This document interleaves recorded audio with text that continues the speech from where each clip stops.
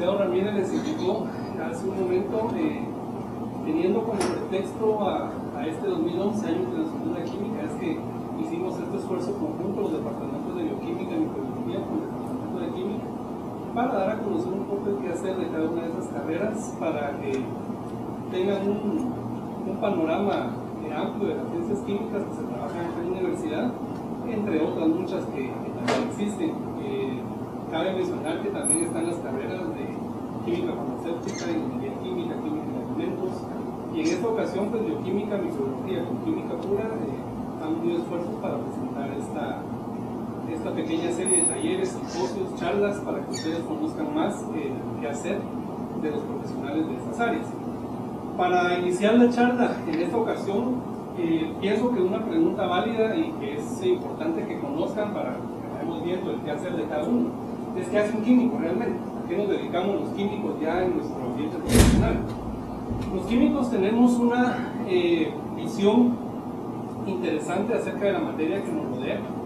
Realmente nuestra mayor curiosidad es saber, conocer la arquitectura de está alrededor nuestro, qué conforma la materia y, algo más importante, cómo modificarla intencionalmente para que adquiera propiedades que nosotros deseamos. Eso es básicamente lo que hace un químico. Entonces, basado en eso, el químico lo que hace es interesarse por la materia, pero a un nivel muy pequeño, a nivel atómico y molecular. En la química pues estamos, y parte del enfoque que la carrera tiene es que si yo analizo la materia a nivel micro, a nivel atómico y molecular, yo puedo tomar esas características y traducirlas a un nivel macro, que ya se va a reflejar en propiedades que yo puedo observar a simple vista. Entonces, a partir de observaciones micro, a partir de observaciones atómicas, moleculares, de interacción entre átomos y moléculas, yo podría establecer si ese material va a ser un buen conductor, un aislante, un pegamento efectivo, si va a ser un material superconductor. O sea, yo podría tener ese tipo de conocimiento analizando simplemente las propiedades a nivel micro. Otro punto que nos interesa mucho es que nos permite conocer las causas de esas propiedades químicas. Ustedes saben, por ejemplo, que no es bueno meter la mano en un recipiente con ácido, ¿verdad? Que no es bueno que un poco de acetona le caiga algo que está hecho de plástico porque lo va a deshacer. Pero realmente, ¿cuál es la razón de eso? ¿Cuál es el porqué de esas características y cómo uno puede generalizarlo? Y uno puede, con solo ver la fórmula de algo, decir: esto va a tener un comportamiento como aquella sustancia similar a eso. A lo mejor no junto estas dos porque tendrá problemas. O sea, realmente es un poder predictivo el que nosotros tenemos, de sin necesidad de hacer un experimento nosotros poder predecir qué va a suceder, qué va a pasar, cómo va a reaccionar. ¿Será uno violento, liberará calor, se enfriará? ¿Será que eso va a tener una consistencia sólida, líquida, gaseosa? ¿Cómo será la situación? Entonces, conocer las causas de las propiedades químicas, y por eso nosotros, al conocer esas propiedades químicas, podemos saber qué cambios introducir a nivel molecular muy fino y pequeño para que esas propiedades se modifiquen. Entonces, si yo tengo una sustancia o un medicamento, por ejemplo, que se ha comprobado que tiene cierta eficiencia en curar cierta dolencia, pero resulta que ese medicamento lamentablemente no es soluble en agua, y yo necesito que sea soluble en agua porque es la forma en que el cuerpo es principalmente agua y como va a llegar al punto activo que me interesa.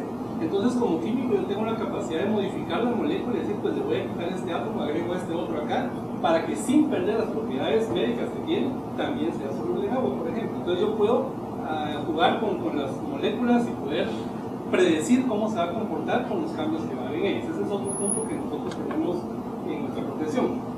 ¿Qué otra cosa nosotros nos ocupamos? Pues no solamente nos ocupamos de estudiar la naturaleza, de analizar el tipo de compuestos que existen, de poder tener el secreto de las sustancias que componen la naturaleza, sino incluso de ponernos a soñar y decir: si existiera un compuesto que tuviera la propiedad de esta molécula y la propiedad de aquella y la propiedad de esta otra juntos, sería un compuesto increíble.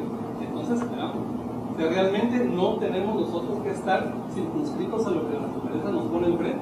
Podemos, y de hecho el ser humano ha tenido un papel interesante, que ahorita no vamos a entrar en polémicas, pero un papel interesante en modificar la naturaleza para hacer compuestos que sirvan por ciertas finalidades. Sin ir muy lejos, tenemos el caso del azúcar común contra la sucralosa, que se desprenda, por ejemplo, y cómo esa es una manipulación totalmente química. La naturaleza no proporciona ese compuesto. Ha sido modificado químicamente para que tenga la propiedad de ser dulce, pero que el número de calorías no sea como el de la sacarosa. O sea, realmente es como jugar con ese tipo de aspectos y características de cada molécula. Claro que esto nos va a llevar a otro punto importante de la carrera, y es toda la parte de conciencia ambiental y toda la parte también de efectos que pueda tener una sustancia en el ser humano, pero ya eso también en la carrera lo contempla en algún punto. Otra cosa interesante es que para un químico le interesa responder dos preguntas fundamentales. Si yo tengo una sustancia y me la ponen enfrente, las dos preguntas son: ¿qué es? Primero, ¿qué es? Entonces uno pues empieza a hacer los análisis y la carrera lo prepara a uno para responder esa pregunta: ¿qué es? Típico caso, viene alguien con un montón de piedras en un saco y dice: fíjate que yo tengo sospecha de que allá donde yo estoy hay plata en el lugar y quiero saber si hay plata en estas piedras o no. Entonces ya viene uno como químico, agarra y sabe el tratamiento que debe hacer con ese material para llegar a la conclusión de decir: sí, tener razón, hay plata en esa muestra. Ahora viene la segunda pregunta: pues ¿y cuánto hay de plata? ¿Qué cantidad, qué porcentaje de lo que te trajes plata, para ver si vale la pena o no explotar eso? Y ahí viene la segunda pregunta importante: ¿cuánto hay? Entonces realmente el químico tiene en este aspecto dos características, la cualitativa y la cuantitativa. Respondemos qué es algo y cuánto hay.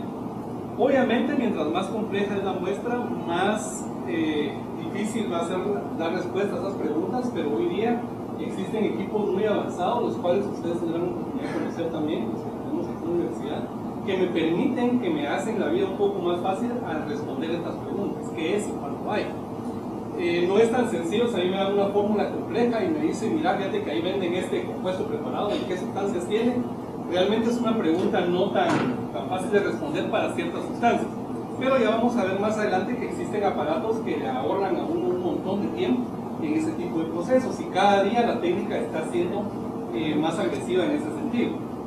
De hecho, uno de los puntos que la carrera tiene es justamente aprender a manejar ese tipo de instrumentación avanzada que nos permita responder a esas preguntas. Realmente un altísimo porcentaje, si no es que todo, la razón de ser de los equipos químicos que existen en la actualidad es principalmente para responder estas dos preguntas. En química forense, por ejemplo, en la parte química ambiental, hay una muestra de agua, la gente se está enfermando, ¿qué hay? ¿Qué es? Y hay que responder eso: ¿cuánto hay? Si hay algún caso de envenenamiento, ¿y qué fue lo que lo mató? ¿Qué sustancia? Y ha respondido eso: ¿cuánto ingirió? ¿Cuánto había? O sea, realmente son las dos preguntas que el químico lo van a acompañar siempre, y es realmente el punto principal del qué hacer del químico en sociedades como la nuestra, como Guatemala, por ejemplo. Esa es la pregunta que generalmente se le hace a los químicos. Ahora, una de las cosas que nos pasa mucho es que la carrera con la cual se confunde mucho la química pura es con la ingeniería química. Entonces surge una inquietud: ¿es lo mismo la licenciatura en química que la ingeniería química? Definitivamente no son iguales. ¿Y cuál es la diferencia principal? O sea, ¿en qué se van a diferenciar? En primer lugar, un ingeniero químico se va a ocupar de la producción industrial de sustancias. Él va a fabricar sustancias ya, procesos industriales con cantidades muy elevadas. Ya tendrá que vérselas en procesos que involucran toneladas de materia prima para producir una determinada sustancia. Simplemente ir comprobando que ese proceso se dé.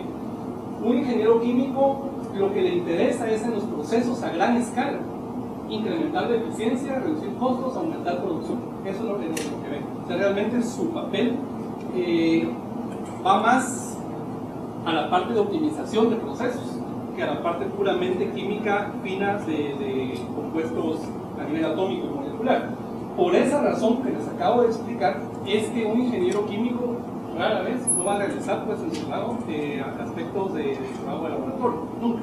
O sea, estar metido en un laboratorio no es trabajo de ingeniero químico, es estar en la planta con el casco puesto, viendo que la producción se lleve a cabo de manera eficiente, de manera rentable y que los procesos se optimicen. El trabajo del laboratorio nosotros, el trabajo de químico es justamente estar en el laboratorio con el trabajo molecular y atómico. Eso es lo que a nosotros nos corresponde. Entonces, ¿qué es lo que la Universidad del Valle ofrece para la formación de químicos? ¿Qué es lo que podemos nosotros ofrecer como carrera? Primero, una buena base, un buen andamiaje.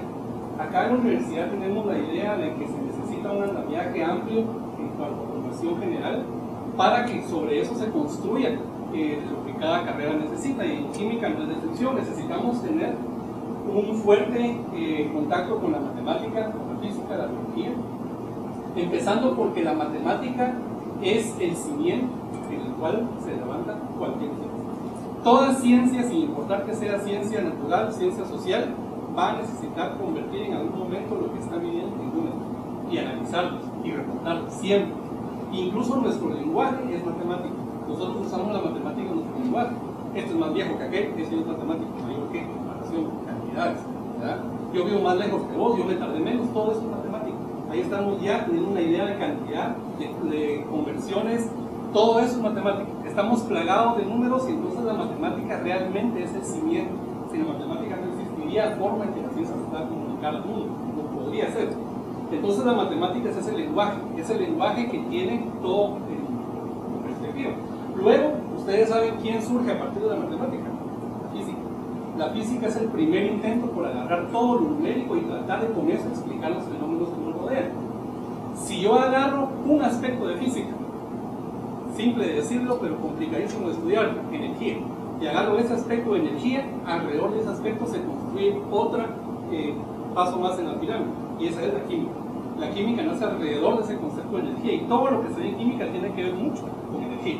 Energía transferida, energía involucrada en un proceso. Entonces vean cómo van las jerarquías, la matemática, luego va la física, luego va la química. Y quien está por encima, que tiene que pasar por todo eso, es la biología. Explicar la vida no es cosas sencillas. Explicar la vida tiene que ser hacer uso de la herramienta química, de la herramienta física, de la herramienta matemática. Entonces nosotros estamos en ese punto, por eso tenemos que tener una colindancia con todas las demás disciplinas. Por eso es que el químico tiene que pasar por una matemática y una física de buen nivel para llegar a entender la disciplina. Si no es imposible entender realmente la química como tal. Todos los procesos químicos y todo lo que se lleva a cabo, una modificación muy sencilla para hacer un buen pegamento, un material resistente, un concreto más fuerte de lo que quieran, todo eso tiene que ver con energía, con interacciones entre moléculas y átomos que son a la larga campos eléctricos, cargas eléctricas, fuerzas potenciales, o sea, todo eso usa la física y ¿con qué lenguaje? Con la matemática. O sea, necesitamos eso. Entonces la universidad proporciona en primer lugar ese andamiaje sólido para construir a partir de ahí la carrera. Luego, somos una disciplina netamente experimental, entonces muchas de las cosas tenemos que aprenderlas haciéndolas, no queda otra. Yo no puedo pretender ni creería en un curso de patinaje sobre hielo que me llegue a ver horas y horas de filmaciones de patinaje sobre hielo y ya me dan mi diploma y digo, ya sé patinar sobre hielo. No se puede. Tengo que agarrar los patines, tengo que caerme, tengo que levantarme hasta que logre dominar esa técnica. Esas son las disciplinas experimentales. Entonces, claro, en química necesitamos una carga también de hacer, de ponernos en contexto, de resolver problemáticas de muchas formas, desde ver, miren qué jugo de naranja del mercado tiene más vitamina C, hasta decir qué compuesto está contaminando tal agua. Tenemos que ponernos en ese tipo de proyectos, y ese tipo de proyectos se hacen en la carrera también, para que ustedes lo pongan en contexto.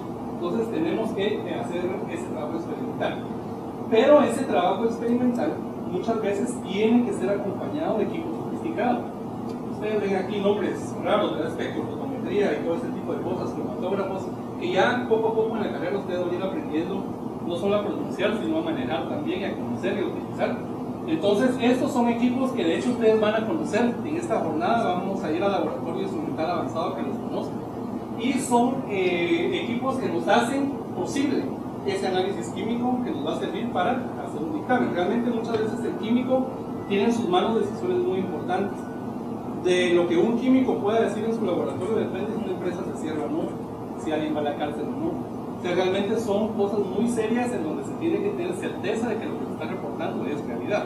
Entonces ese es un punto importante.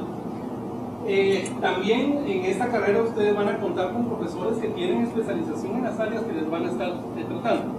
La química a la larga se divide en tres grandes áreas, que son la química analítica, la orgánica, la físico-química. Pues aquí ya vemos equipos que hemos estado en contacto con cada una de las ramas de la disciplina y tenemos cierta experiencia en eso.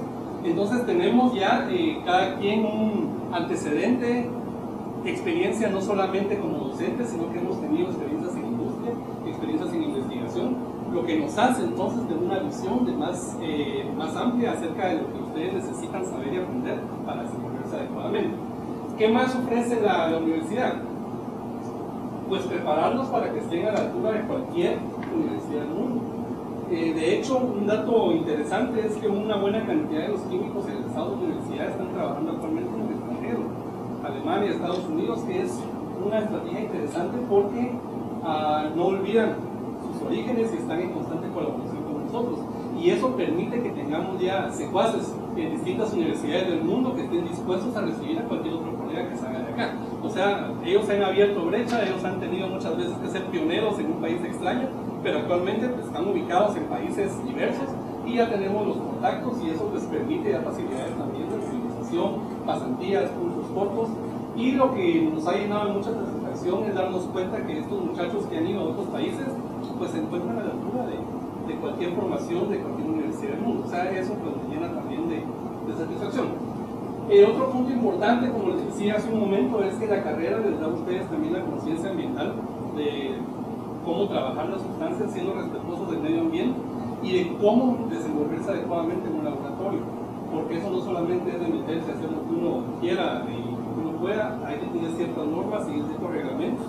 Y cuando uno se dedica ya de lleno a la investigación, si uno no tiene unas prácticas adecuadas de trabajo en laboratorio, puede ser que todo el proyecto de investigación se le venga a uno abajo, porque uno no ha sido sistemático en las observaciones, cómo se hacen las anotaciones, cómo reportar los datos, cómo interpretar las cosas que vienen saliendo de los equipos. O sea, todo eso es bien importante. Entonces también se les da un componente importante en buenas prácticas de laboratorio y conciencia ambiental.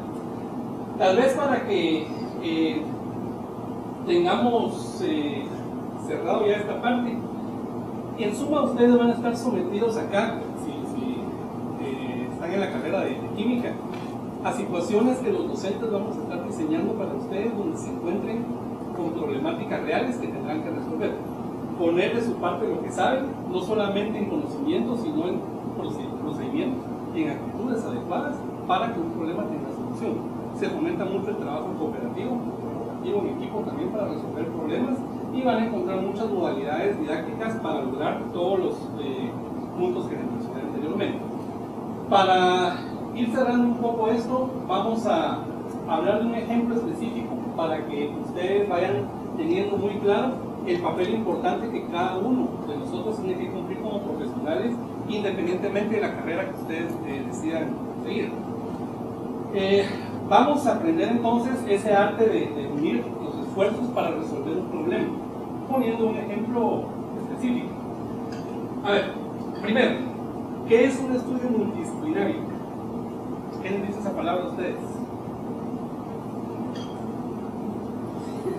La palabra es bastante autoexplicativa, ¿sí? Necesito reunir muchas disciplinas para lograr resolver un problema. Hoy día es muy difícil que un especialista en una área determinada solito resuelva alguna situación. Necesita la comunicación, necesita el apoyo de muchos especialistas más para que juntos podamos resolver un problema específico. Trabajar en equipo no simplemente es hacer lo mismo. Sí, los dos hacemos días de tren y todo, pero hay que tener comunicación, porque si no pueden darse problemas como este. Entonces, lo que tienen que hacer es tener esa comunicación para lograr un objetivo común. Cada quien tiene una parte importante y logra un objetivo común para resolver un problema, pero cada quien tiene un punto de conocimiento y experiencia que no cualquiera más va a tener. Entonces, cuando yo me refiero a un estudio multidisciplinario, es cuando yo tengo ciertas disciplinas, no necesariamente, uno podría incluso no ver la afinidad que puede haber entre ellas. Uno es un antropólogo, un químico que están haciendo ahí juntos, pero si no hace cada uno de ellos el trabajo que le corresponde, no podríamos tener el problema resuelto. Se necesita tener esa comunicación. Entonces, como les decía hace un momento, vamos a poner un ejemplo concreto para que quede claro este tipo de interacción que hay entre disciplinas. Primero, Guatemala se caracteriza porque es un país con una riqueza natural que ya le envidiaría a otros países. Una riqueza en cuanto a fauna y flora. Y hablando de las plantas, de hecho, un punto importante, ustedes en la carrera de química se lleva un curso que se llama química, productos vegetales, química de plantas. Y en ese curso lo que se hace es que le dan una plantita a uno y en todo el semestre uno tiene que analizar la planta y decir qué compuestos químicos tiene. Ese es todo el trabajo de la área, se los dije muy resumido. Es un trabajar de laboratorio y de investigación también, pero es uno de los cursos más interesantes de la carrera, el curso de productos vegetales. En Guatemala hemos tenido nosotros, y se sabe, que las comunidades utilizan plantas con fines curativos. Y no es una situación de nuestras épocas. Existe evidencia arqueológica de que se utilizaban plantas con fines variados, desde actos religiosos hasta simplemente recreativos. Entonces hay un sinnúmero de datos, principalmente en vasijas donde están pintados este tipo de elementos, en donde utilizaban plantas como medicina, plantas con fines, les decía, religiosos principalmente, y hay un registro interesante de uso de hongos y cosas por el estilo, con fines terapéuticos y todo el mundo. O sea, el asunto es que la fitoquímica, la química de plantas es conocida, pero ahora si nosotros nos vamos a los tiempos modernos, la gente utiliza las plantas para curar, pero ¿quién hace el descubrimiento de la planta? ¿Quién se da cuenta de esa planta y para lo que sirve? Ese es trabajo de los antropólogos. Los antropólogos ellos visitan comunidades y van a recabar la información y dicen, fíjense que en tal comunidad utilizan tal planta para la tos, utilizan esta otra para dolor de cabeza, y ellos nos pasan el chisme a nosotros. Entonces, fíjense que en tal comunidad interesante dicen que esta planta la ayuda para tal y tal razón. Incluso se han reportado, recuerdo yo, plantas que han mostrado actividad VIH, anticancerígenas, o sea que son realmente puntos que valdría la pena investigar. Entonces el antropólogo, con su trabajo, lo que hace es documentar todo esto. De hecho, hay una unión muy interesante entre la antropología y la biología que se llama etnobotánica. Y la etnobotánica lo que estudia es justamente el uso que le dan las distintas comunidades a las plantas. Es un aspecto muy interesante. En la carrera de biología ese curso también se toma. Entonces, el antropólogo nos pasa la información de la planta y cómo se usa. Ahora, ¿quién clasifica la planta y quién la describe exactamente? Ese es el trabajo del biólogo que se dedica a la botánica. El biólogo es el que va al lugar, toma las muestras de la planta, las caracteriza, les pone en contexto, ya mira la especie, el género, y ya dice, bueno, entonces tal es la planta que tenemos y ya está identificada. Entonces, hasta ahí no nos hemos metido los químicos para nada, no sabemos nada de clasificaciones y taxonomía, eso lo hacen los biólogos. Llega el biólogo, la clasifica, empieza ya entonces a ubicarla en una especie, en una familia. Eso ya nos da una pista del tipo de compuestos que pueda tener la planta. Entonces, ¿qué sucede con el trabajo de la planta? ¿Quién va a analizar esa planta? ¿Y quién va a hacer el trabajo de ver qué compuestos químicos tiene? Eso nos toca a nosotros. Ese es nuestro trabajo justamente. Agarramos la planta, vemos, la ponemos a secar, hacemos los extractos, ponemos a la planta, aquí se ponen los paquetitos con la planta que se ponen distintos solventes, cloroformo, hexano, benceno, metanol, y se hacen extracciones que pueden durar un par de semanas, pasan 24 horas los sistemas calientes reflujando y lavando la planta, hasta que finalmente tenemos los extractos de distintos solventes. Agarramos esos extractos, se purifican los extractos y ya tenemos un primer acercamiento a la separación, por lo menos muy rudimentaria, de los compuestos de esa planta. Pero ahora viene la pregunta, esta es la misma planta con distintos extractos, ¿en dónde está el compuesto que cura? ¿En dónde está el compuesto que tiene la actividad? ¿Quién hace esos ensayos biológicos? Ese trabajo le corresponde al bioquímico. El bioquímico es el que va a tomar entonces los extractos y va a analizar en dónde está el principio activo, ya sea utilizando animalillos o cultivos celulares o cualquier otra forma, pero es quien está entrenado para hacer eso. Realmente ese es el trabajo del bioquímico. El bioquímico nos regresa a nosotros y nos dice, mirá, de los extractos que tenías antes, aquí, en este es el principio activo. Ya el químico se ocupa entonces solo de ese extracto, ya que sabe dónde es el principio activo. Entonces, ya con la teoría del bioquímico, de por qué cura ese compuesto y por qué posiblemente tiene reacción, va el siguiente paso. ¿Y cuál será el siguiente paso ya que tenemos eso? Pues hay que purificar ese compuesto. Hay que hacer los análisis, tengo el extracto, aquí está el compuesto que cura, pero ¿cuál es ese compuesto? Habrá que hacer una serie de purificaciones, de ensayos, de pruebas, hasta que al fin llegamos al compuesto puro. Y decimos, aquí está, esto es lo que realmente tiene el efecto contra esa enfermedad. Pero, bien, tenemos ya el compuesto, qué alegre, hacemos los ensayos, vamos con el bioquímico de regreso, mira, probable el compuesto puro, sí, este es. ¿Qué pasa después? Tiene que hacerse un trabajo muy meticuloso con esa muestra para saber qué fórmula tiene. Este es el compuesto puro, pero ¿qué fórmula va a tener? Y eso que ven ustedes de C17, H21, pues es eso cómo se va, y hay procedimientos para hacer, pero ese es trabajo del químico, eso lo hacemos nosotros. Venimos, analizamos los compuestos y separamos y vemos qué fórmula tiene. En química, una de las cosas que aprende y se lleva una decepción muy grande es que esto que ustedes ven acá, esta fórmula, no sirve para nada. Hay más de 5.000 compuestos con esa fórmula. Entonces, ¿qué interesa después de este paso que viene? Analizar cómo es ese compuesto en 3 dimensiones.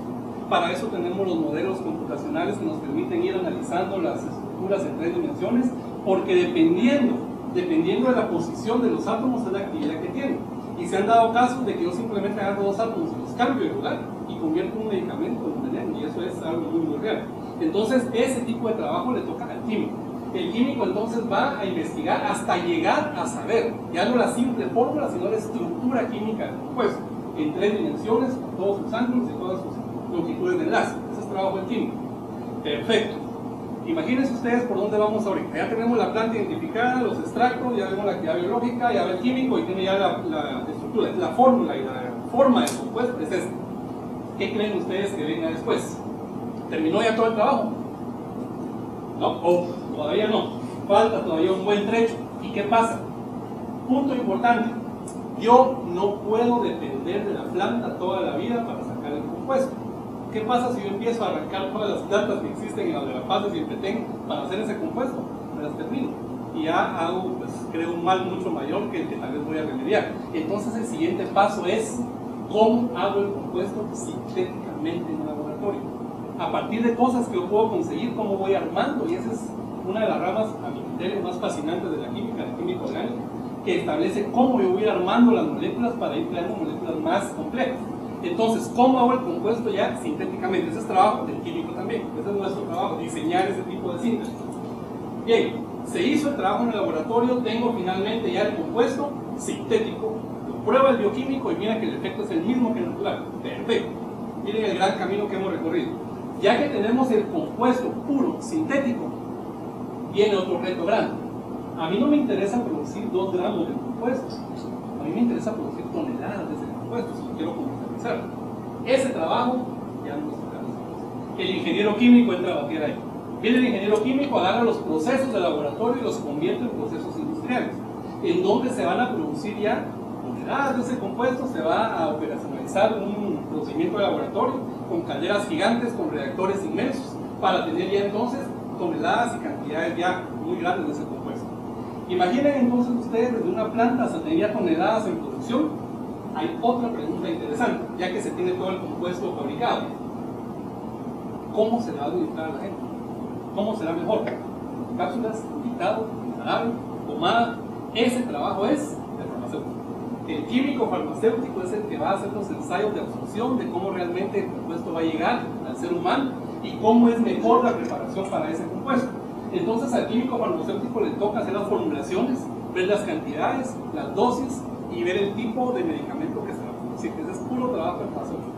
Con sus cursos de tecnología farmacéutica, ahí se dan a grande haciendo y formulando una serie de jarabes, aprenden a hacer jarabes, aprenden a hacer inyectables, aprenden a hacer cápsulas, tabletas, todo esto es el trabajo farmacéutico.